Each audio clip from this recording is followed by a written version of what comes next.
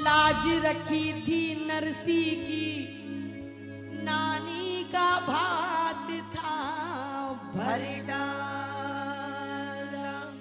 खेती उपजाई धन्ना की, कर्मा का खीचड़ खाए थे है।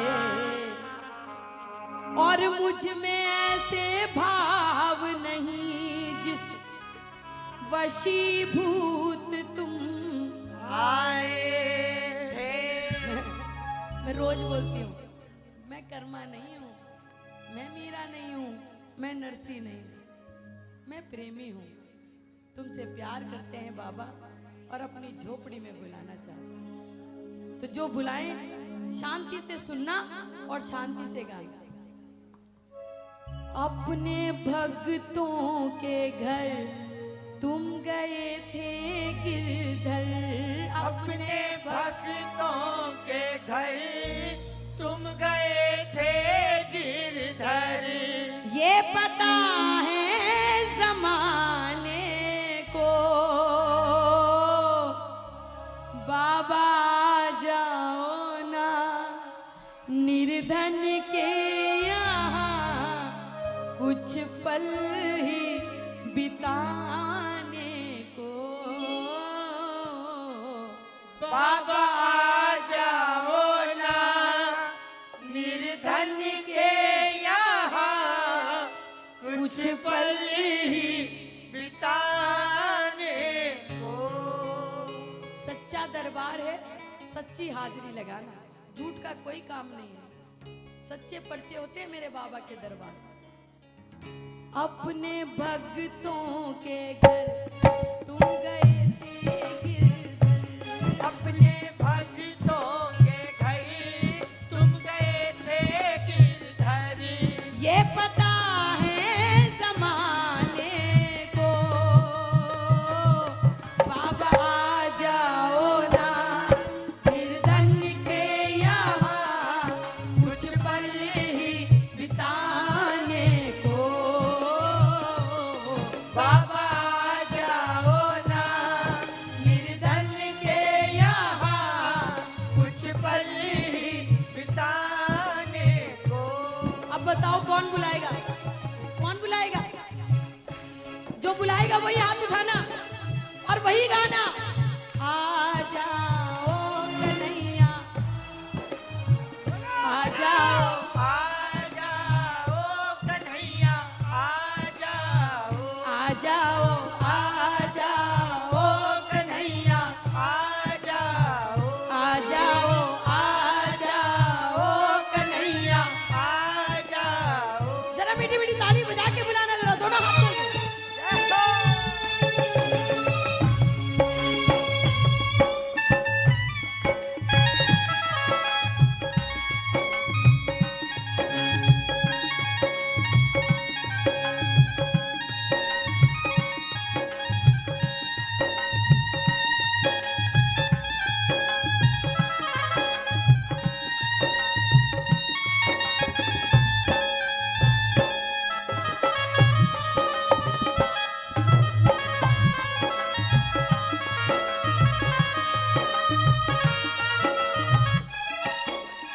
प्रेमी के भाव बता रही हूँ और मैं अब बताऊंगी आपको भजन क्या होता है, भाव क्या होता है।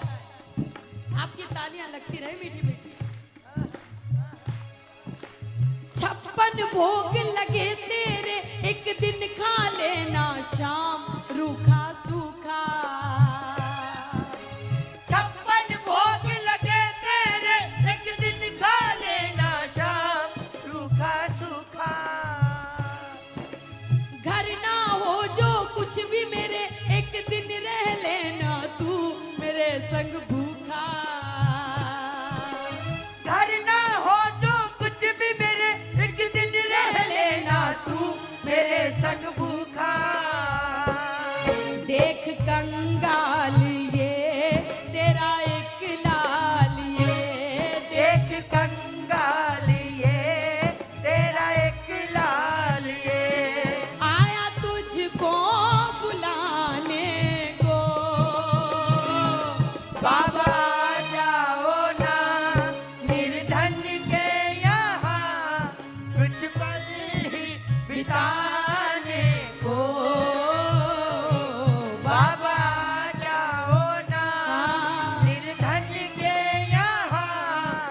कुछ पल ही बिताने को। जानते हो आप भाव क्या होता है?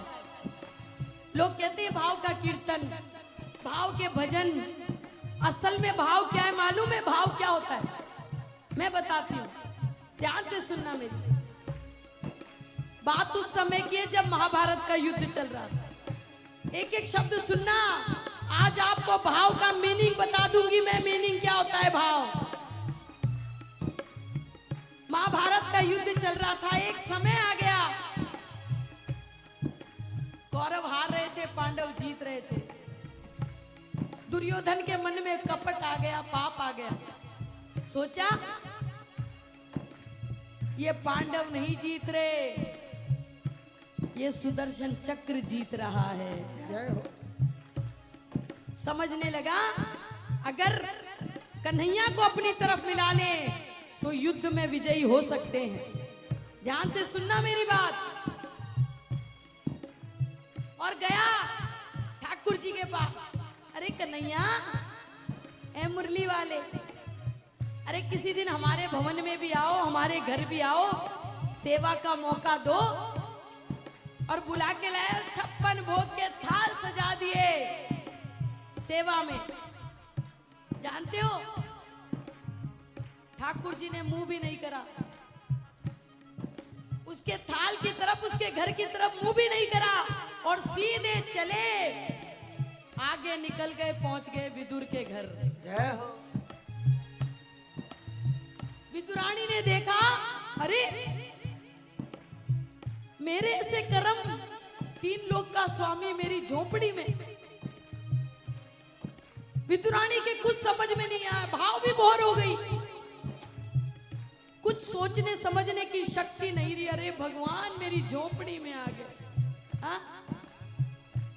कुछ बोल नहीं रही, समझ नहीं रही, सोची बोलनी हूं, कुछ बोलूं, कुछ ऐसा निकल गया मुंह से, भगवान को अच्छा नहीं लगा, भगवान नाराज हो गए। बड़े भाव से गई, ठाकुर जी का हाथ पकड़ के लाई, आसन पे बिठाया। ध्यान से सुनना प्रेमियों, आसन पे बिठाया और इतनी भाव विभोर, इतनी पागल, केला छीलती, केला जमीन पे गिरा देती, छिलका भगवान के मुंह में दे देती। फिर केला छीलती, केला जमीन पे गिरा देती, छिलका भगवान के मुंह में दे देती। इतनी भाव विभोर। हाँ? ये होता है भाव। थोड़ी देर में विदुर जी आए। ए विदुरानी, अरे क्या कर रही है? भगवान को छिलके खिला रही है, तेरी बुद्धि खराब है। और विदुर जी पास में आके बैठे, एक केला छीला, छिलका जमीन पे गिरा दिया, केला भगवान के मुंह में दे दिया। जानते हैं भगवान क्या बोले? भगवान बोले, विदुर जी, अरे जो स्वाद छिलके में आ रहा था, केले में नहीं आ रहा है। प्यारे की आज भी इतने बड़े दरबार का भूखा नहीं है मेरा बाबा, आपके 56 भोग का भूखा नहीं है मेरा बाबा। अरे जो दुनिया को रोटी दे रहा है, उसको क्या 56 भोग दोगे आप?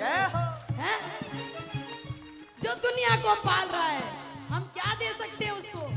लेकिन मेरा ठाकुर जी कहता है, अगर मुझे खुश करना चाहते हो, हाँ? सिर्फ 2 मीठे मीठे भजनों की भेंट चढ़ा दो, मैं राजी हो जाऊंगा। आज भी इंतजार करता है भगवान। अरे कोई यशोदा मैया की जैसे गा के बुलाए, मीरा की जैसे गा के बुलाए, मैं आने के लिए बैठा हूं। आज भी कभी भी आप कीर्तन में कीर्तन करोगे, जहां जहां कीर्तन करोगे, जहां कीर्तन में बैठोगे, अपने बगल में ठाकुर जी को पाओगे। जहां जहां कीर्तन होता है, वहां वहां मेरे ठाकुर जी विराजमान होते हैं। जय। अब बताओ कितने लोग बुलाएंगे? रोज बोला करो, गोविंद मेरो गोविंद।